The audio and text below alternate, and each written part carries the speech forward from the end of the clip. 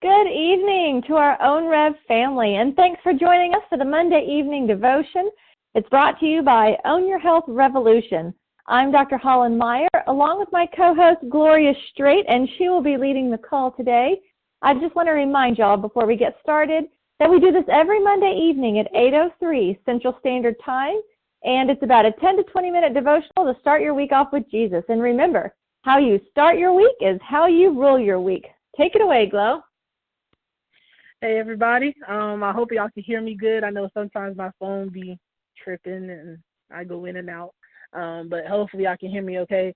Today I'm going to talk about, or the title of the devotion I have today is Crazy Noah, or is he? So like this weekend, I had the opportunity to take my grandparents on like a staycation in Houston, and of course on the way home we traveled back on Sunday and we had missed church, so we were listening to some YouTube, and I was listening to a pastor from Oklahoma, and his title was Crazy Faith, and so pretty much I took a lot of what he said. I just wanted to share it with you guys, but I kind of retitled it Crazy Noah, or is he? Because I'm sure everybody knows the story of Noah and the ark. And honestly, if you were to put, just think of, instead of an ark, to put it in our times, think of a spaceship. What if God told you, hey, I need you to create a spaceship? You know, it's like, oh, Glow is crazy. The Lord wants her to build a spaceship. So in those times, a boat, an ark, that was unknown. That nobody knew of an ark. Nobody had never seen an ark ever in their life. Nobody have ever seen anything of that magnitude ever. And I am so sure people thought Noah was crazy. But or is he, right? So I'm going to read Genesis 6 and 7, just to kind of remember the story of Noah. It says, but Noah found favor in the eyes of the Lord. This is the account of Noah and his family. Noah was a righteous man, blameless among the people of his time, and he walked faithfully with God. Noah had 3 sons, Shem, Ham, and Joseph. Okay, now I want to pause. With some of these words in the Bible, sometimes I cannot pronounce them right, so I make my own pronunciations, but y'all get what I'm saying, okay? All right, now let's continue. Okay, and verse 11 says, now the earth was corrupt in God's sight, and was full of violence. God saw how corrupt the earth had become, for all the people on earth had corrupted their ways. So God said to Noah, I'm gonna put an end to all this. Hello? Are y'all still there? I hear you now. Okay, you hear me now? Uh-huh. Did you hear me before? Yes. Okay. Sorry about that, guys. Some message came up. Okay. I left off where it says, so God said to Noah, I'm going to put an end to all people, for the earth is filled with violence because of them. I'm surely going to destroy both of them and the earth. So make yourself an ark of cypress wood, make rooms in it, and coat it with pitch inside and out. This is how you are to build it. The ark is to be 300 cubits long, 50 cubits wide, and 30 cubits high. Make a roof for it, leaving below the roof and an opening 1 cubit high all around. Put a door in the side of the ark to make lower, middle, and upper decks. I'm going to bring flood waters on the earth to destroy all life under the heavens, every creature that has the breath of life in it. Everything on earth will perish, but I will establish my covenant with you, and you will enter the ark, and you and your sons and your wife and your sons' wives with you. You are to bring into the ark 2 of all living creatures, male and female, to keep them alive with you.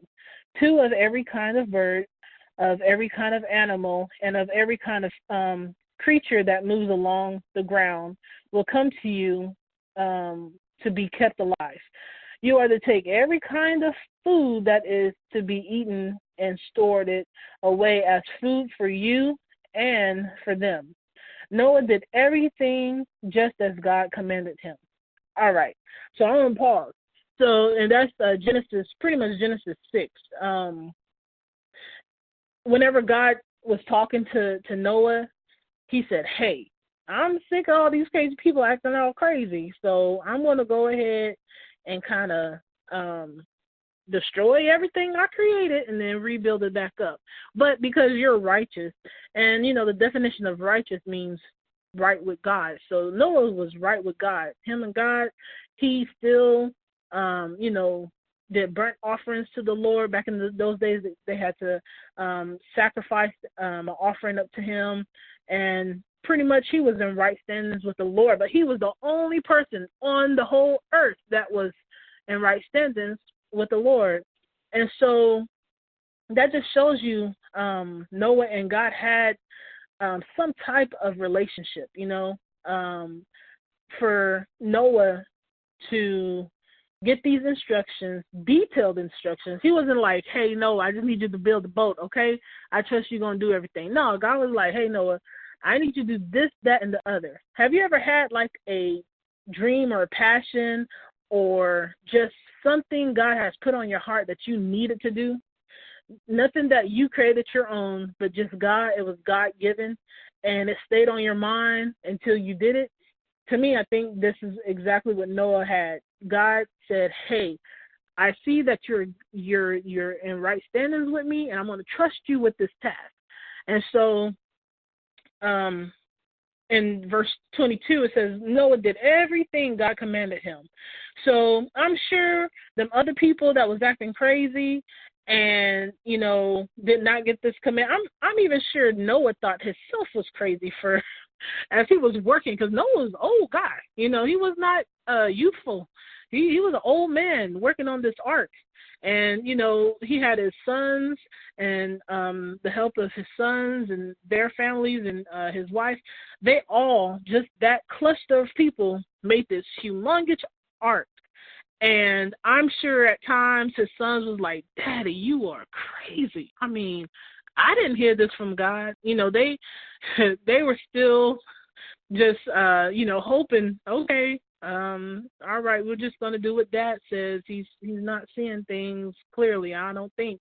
So that's why I called the message Crazy Noah, or is he? Because in Genesis 7, I'm about to read it, it says, the Lord then said to Noah, go into the ark, you and your whole family, because I have found you righteous in this generation. Take with you 7 pairs of every kind of clean animal, and male and its mate, and 1 pair of every kind unclean animal, a male and its mate, and also 7 pairs of every kind of bird, male and female. Keep their variation kinds alive throughout the earth. 7 days from now, I will send rain on the earth for 40 days and 40 nights, and I will wipe from the face of the earth every living creature I have made. And it says, and Noah did all that the Lord commanded him. Noah was 600, not 60. Noah was 600 years old when the flood waters came on the earth.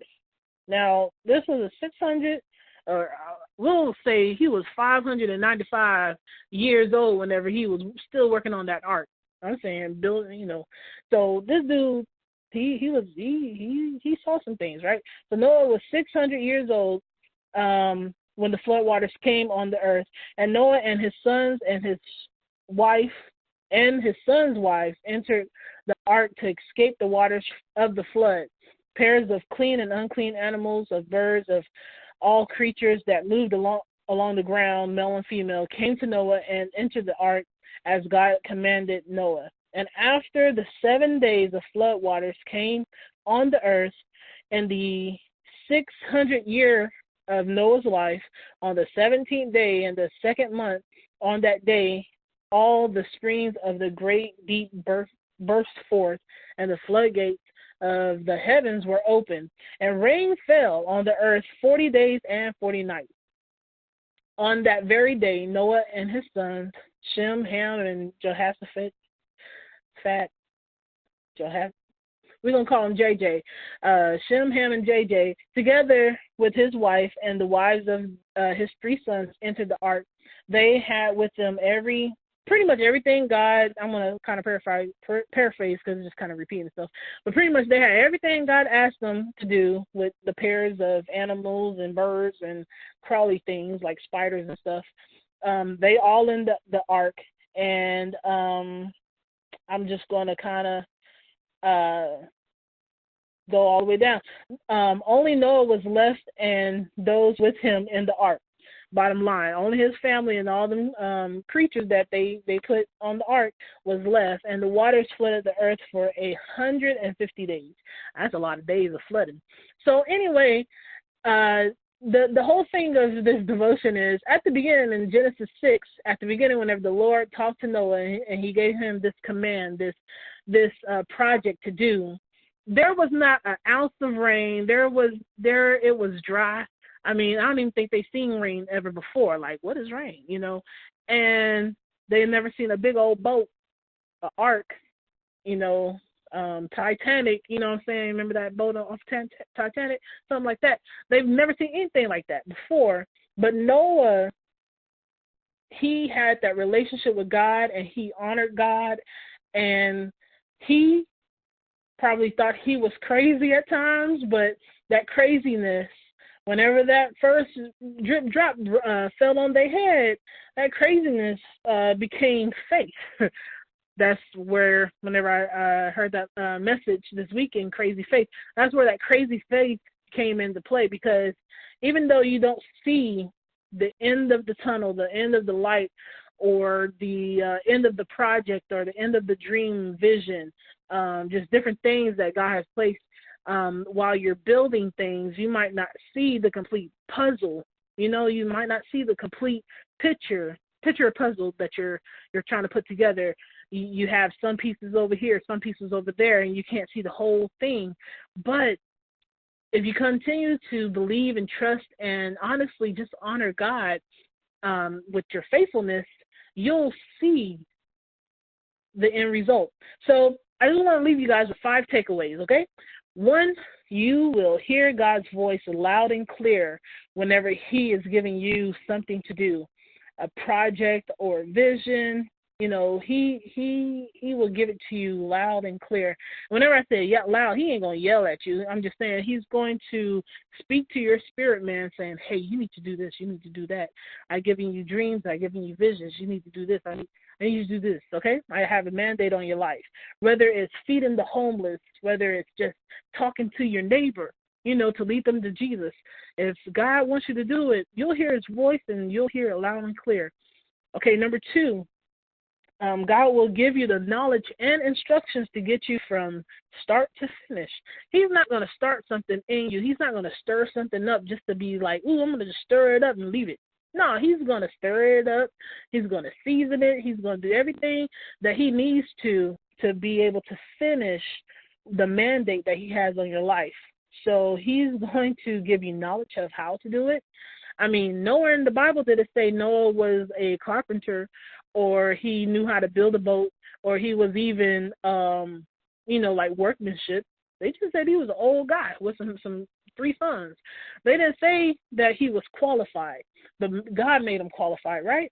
And then on top of that, he gave him instructions. He was like, hey, I need it to be this long, this big, this wide. So God will give you instructions from start to finish whenever he has a mandate on your life. All right, number 3, God will let you know what he wants you to do with the task given. So he kind of repeated those directions of getting 2 of everything. He's like, don't get it twisted. I mean, 2 of everything. He said 2 of unclean animals, 2 of the male and female, 2 of the clean animals, male and female, 2 of the birds, male and female, 2 of the creeper crawlers, male and female. He said that like 3 times in this whole story. So he's very clear with what he wants you to do with that given task, okay?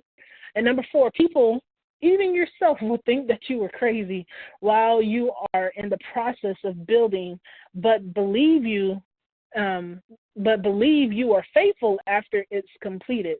Now, I'm sure that whenever the raindrops started to fall, all them people that was probably mocking him and saying, this dude is crazy. Why are you wasting your time building this ark? I'm sure they're like, oh, Noah, he is so faithful to the Lord. Can I get a ticket? Can I get on? And it's like, no. But pretty much even yourself will, sometimes we can easily talk ourselves out of doing things because it seems too hard or it just seems like things are going too slow with things. I'm raising my hand right now because I do that all the time. But if and it's been some cases in my life where God has given me something. For example, whenever I was in, I guess, the 9th grade, I had a heart and passion to learn how to play the keyboard, learn how to play the drums, learn how to play an instrument. And I tell you, my dad, he tells the story all the time. I had a keyboard, and I would practice. And I'll be practicing the same song over and over and over again. And I knew it sounded horrible myself, but I would practice that thing until I couldn't stand it no more. And then the next thing you know what I did? I practiced some more. And then the next thing you know, a neighbor comes and talks to my dad. He's all like, hey, that's starting to sound like something, it's starting to sound like music. And even whenever I wanted to give up, like I'm just not getting it, God was still working through me because I felt that call. I felt that mandate. I felt that urgency to do what he wanted me to do. And then next thing you know, it didn't take a week or two or a month or two. It took like a whole year to just really learn how to play a decent song. But after I learned that one song, the next thing you know, man, I could play music by ear like it was nobody's business. If I heard a song that I needed to do, because at that time our church didn't have a musician to play, and at that time I was the only kind of willing person to say, hey, God, just, use me. And so he saw that I was willing to be used, and that's what he did. Next thing you know, I started hearing God's voice of saying, as clear as day, Gloria, touch that note. No, not that one. That note right there. Hold that, and then put your other finger here. And honestly, that's how I started playing the keyboard. And next thing you know, it sounded like music. It sounded like something. It sounded like a song. And then next thing you know, I became a minister in music at the age of 17. So going from 9th grade year old Gloria, not knowing how to play a lick of piano, I still to this day don't know how to read music, but I can play by ear.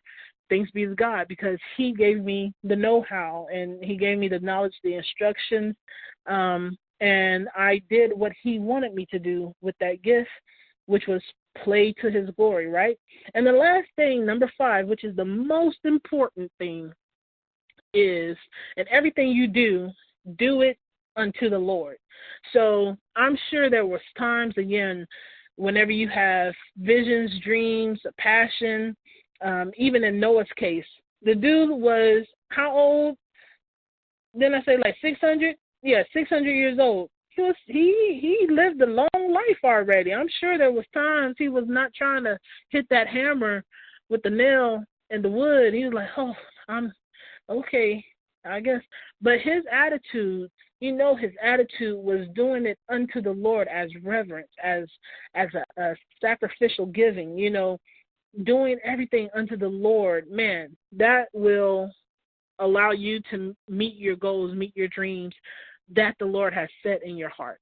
So I just want to encourage anybody, that if you know Jesus, if you know God, if you're a Christian, every last one of us has a mandate that a specific job or a specific project or a specific thing God wants us to do in life.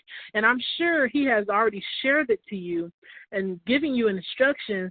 I'm just here to encourage you to keep on going, because he will get you from point A to B. He'll get you from the start to the end, and he'll do everything in his power to get you there. And all we have to do is continue to trust him, lean on him, but most of all, just do it unto him. it doesn't matter if it looks bad in other eyes, other people's eyes of saying, oh, she's been playing this keyboard all this time and it still sounds horrible. It doesn't matter what it seems to other people. It matters what your heart is shown to God while you're doing it. So if you do it unto the Lord, I promise you, He will fulfill what needs to be fulfilled. Okay? So I kind of talked long this time, but that's all I had. It was a lot of stuff to read in the scriptures, but that's all I had, and I hope it blessed somebody. And Hollen, if you can close us out in prayer, that would be awesome. I sure will, Glo. Thanks for that message. It was perfectly timed, at least in my life. If y'all join me in prayer. Dear God, thank you for this day that you've given us and for a place for us to come together and worship you and just have community around you, and help us to hear your voice and to feel your presence, or to feel the pressure in our hearts or deep in our soul, whatever it might be for each of us individually, that we're able to recognize when your presence is nudging us to follow through with your will. And I pray that we act on that sense of urgency, regardless of how crazy we might seem to others, or like Glo said, even to ourselves. And help us to stay the course, not looking for immediate gratification, but to fulfill your will for our lives. And even if that role is a stepping stone for someone else to have a breakthrough with you, help us to know that it's all worth it. And I pray I pray that we become a little more crazy for you, God, and keep us focused only on you. And I pray for those on this call and listening to the recording, and even those that weren't able to make it, that we have a great week in seeking your presence in our lives. And I pray for the unspoken prayers as well. Please be with those that are hurting. And I just pray this in Jesus' name. Amen. All right, guys. So thank you so much for joining us on this call and continuing to inspire us with the Own Rev movement so that we can better ourselves and, most importantly, further God's kingdom. We do want to remind you that we do record these and post them on social media. So if this message touched you, we'd love for you to subscribe to our YouTube channel on Dr. Hollen Meyer, and definitely share this message with your family and friends. Thanks for joining us, and stay classy, folks.